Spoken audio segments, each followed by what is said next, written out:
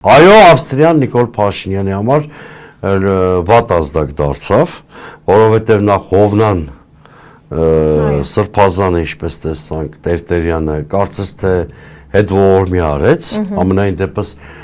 հրապարակվել է 25 եպիսկոպոսի, արքեպիսկոպոսի հայտարարություն, ներառյալ Հովնան եպիսկոպոսի անունը կա եւ մենք չգիտենք գոնե միջև այս բան նրա հերկող հայտարարություն չենք լսել։ Այսինքն տիրադավների թիվը մեկով պակասել է, սա մեկ։ Երկրորդը այնուամենայնիվ այդ հավաքը փաստեց, որ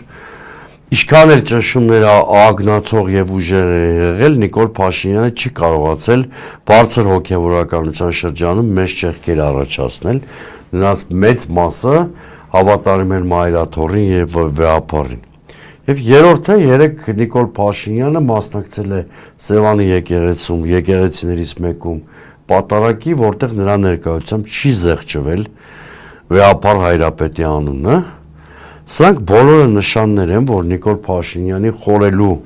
եւ մտորելու առիթ տան, բայց հույս չունենաք, հա, որ նրա մոտ բանականությունը կամ ռացիոնալիզմը հետ քայլ է։ Չէ, ես խորապես վստահ եմ, որ նա էլի ինչ-որ մի ռեպրեսիվ քայլի է դիմելու։ Ես գրեթե անհավանական եմ համարում Նիկոլ Փաշինյանի հրաժարումը իր այդ օրակարգից։